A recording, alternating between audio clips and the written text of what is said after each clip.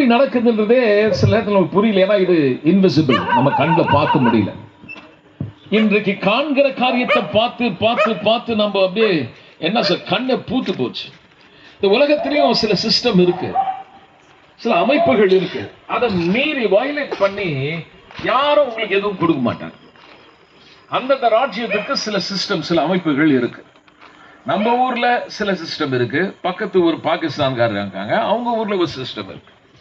இப்போ ஒவ்வொரு ஊர்லயும் ஒவ்வொரு விதமான அமைப்புகள் இருக்கு. அந்த அமைப்பின் கீழே தான் அந்த ராஜ்யம் செயல்படுது.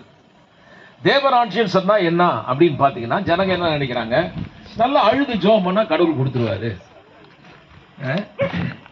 ஏதோ ஆண்டவன் விட்ட வழி, அந்த ஆளு அந்த மேல இருக்கிற ஒருத்தர் பார்த்தான்னா நல்லது நடக்கிற நேரத்தில் தானா நடக்கும்.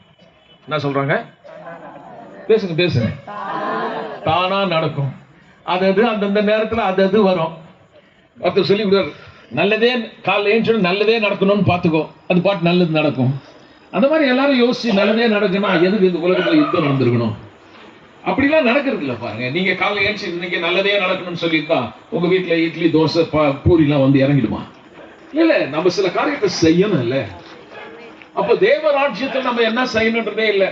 பொதுவாகவே ஜனங்க மத்தியில் என்னன்னா, அவங்க சொல்றாங்க, இந்த கடவுள் ஒருத்தர் இருக்கிறாரு, நான் ரொம்ப அநீரோட ஜெபம் பண்றேன், நான் பிரார்த்தனை பண்றேன், அவரை நோக்கி நான் பார்க்கிறேன், எங்க இருக்கிறாரு தெரியல, அந்த கடவுள் ஒரு நாள் கண் திறக்க மாட்டாரான். அவ்வளவு ஒரு கஷ்டங்க, நிறைய வேதனை, துன்பங்கள், எதிர்பாராத சில திருப்பங்கள் நம்முடைய வாழ்க்கையில் ஏற்பட்டு நமக்கு ஏற்பட்ட நஷ்டங்கள், சொந்த குடும்பத்தில் பிள்ளைகளால அல்லது கணவனால ஏற்படக்கூடிய வேதனை, வேலை இல்லாத நிலைமை, சில காரியங்கள் நம்மளால சொல்ல முடியல. அப்படிப்பட்ட நிறைய பிரச்சனைகளை சந்திச்சு மிகுந்த கஷ்டத்தோட நிறைய பேருடைய வாழ்க்கை தள்ளாடுதுங்க.